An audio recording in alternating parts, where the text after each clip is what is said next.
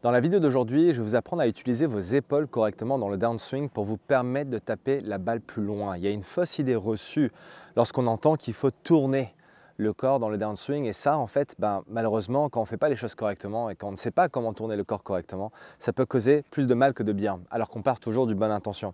Je vous explique tout d'abord la problématique avant de vous proposer une solution très simple que vous allez pouvoir mettre en pratique. Très souvent, je vois des golfeurs qui arrivent au sommet de leur backswing et avec encore une fois la bonne intention, on se dit je dois tourner dans le downswing. Et ce qui se passe quand on fait ça, c'est que le haut du corps très rapidement s'ouvre à la cible. Donc oui, vous avez tourné. Effectivement, mais malheureusement, vous n'avez pas fait les choses pour amener le club là où il faut. Donc en général, ce qui se passe quand vous dites « je tourne le haut du corps », enfin je dois tourner pour créer de la puissance, boum, le haut du corps fait ça. Et là maintenant, je retrouve les épaules qui sont dans une position ouverte par rapport à la ligne de jeu. Mais regardez la tête de club où elle est. Elle est à l'extérieur des mains. Maintenant, si je fais ce mouvement-là du backswing ici, à votre avis, juste visuellement, est-ce que vous pensez que le club est dans une position favorable pour délivrer le club avec beaucoup de puissance et de vitesse? Non.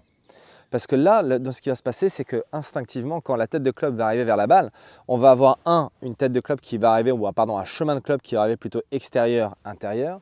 On peut également attraper la balle dans un angle d'attaque trop en descendance qui peut créer des sockets, des chandelles, enfin voilà. Il y a pas mal de mauvaises choses qui peuvent se passer lorsqu'on essaye de faire les bonnes choses en tournant le corps de cette façon-là. Okay? Donc l'idée, c'est qu'il y a une transition qui se passe entre le sommet du backswing et le downswing qui est hyper importante pour nous permettre de ensuite tourner le corps. C'est la transition, cette transition entre là et là. Et en fait, ce qui se passe entre là et là, regardez mes épaules. Si je me mets de profil et que je refais ce même mouvement, sommet du backswing, première partie du downswing, regardez les épaules où elles sont. Elles sont dans une position fermée, n'est-ce pas? Et regardez la tête de club où elle est pentée.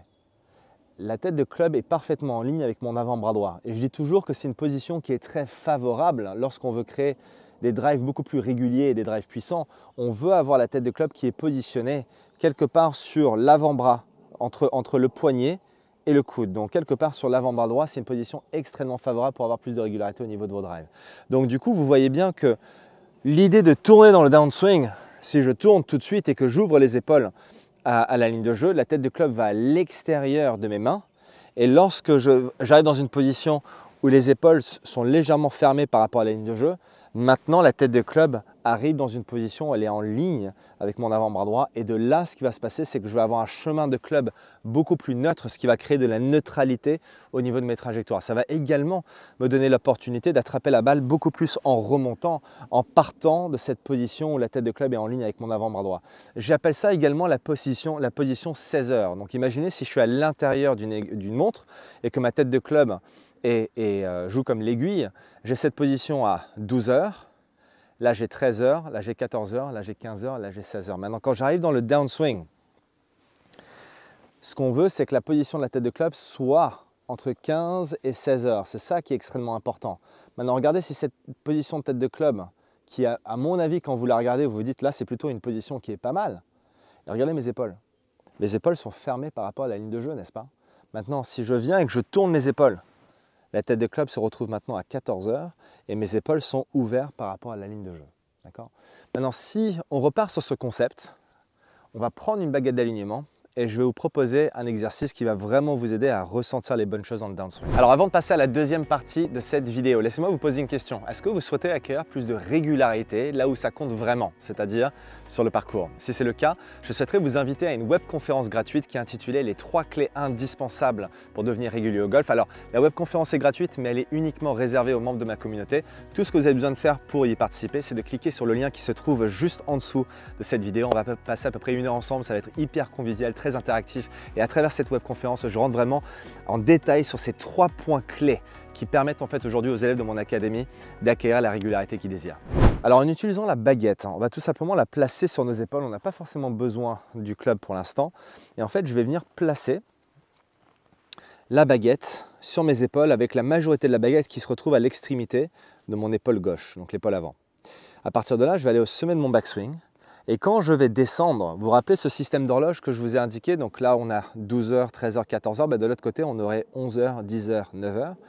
Et bien regardez, si je mets la baguette d'alignement sur mes épaules et que je veux semer mon backswing, j'ai maintenant les épaules qui sont pointées à 11 heures. Et l'idée, c'est que dans mon downswing, j'arrive de 11 heures à 10 heures. Mais je ne vais surtout pas faire 11 heures, 8 heures ou 11 heures, 9 heures dans la première partie du downswing parce que vous avez vu ce qui se passe quand vous le faites ça. Donc l'idée c'est sommet du backswing, je transitionne en gardant les épaules légèrement fermées par rapport à la ligne de jeu, c'est-à-dire que les épaules vont de 11 heures à 10 heures et au fur et à mesure où j'arrive au moment de l'impact, les épaules reviennent maintenant vers 9 heures et là quand je suis à la balle, oui, là les épaules sont maintenant ouvertes par rapport à la ligne de jeu, clairement. Là les épaules sont dans une position où ils peuvent être à 8 heures, peut-être même 7 heures pour certains joueurs. Mais l'erreur à ne pas commettre, c'est de penser qu'il faut faire ça immédiatement quand on arrive au sommet et tout de suite ouvrir les épaules sans avoir créé cette transition entre le sommet du backswing et le downswing où les épaules travaillent d'abord dans une position dite fermée par rapport à la ligne de jeu pour ensuite créer beaucoup de bonnes choses avec cette position du club qui va se retrouver, elle, à 16 heures. Et de là, boum, là je peux swinger le club avec beaucoup de vitesse et beaucoup de confiance parce que je sais que j'ai délivré le club de la bonne façon. Donc une fois que j'ai créé cette sensation avec la baguette d'alignement, ensuite je prends le club dans la main et là je commence à effectuer quelques coups d'essai avec cette même sensation. Je vais au sommet de mon backswing, je descends, je vérifie que ma tête de club est à 16 heures, je regarde mes épaules, là je suis à 11 heures, boum, là je commence à swinger comme ça. Et une fois que je suis prêt, après avoir effectué 2-3 coups d'essai, position derrière la balle, je monte au backswing, cette sensation de 16 heures, épaules fermées et on y va.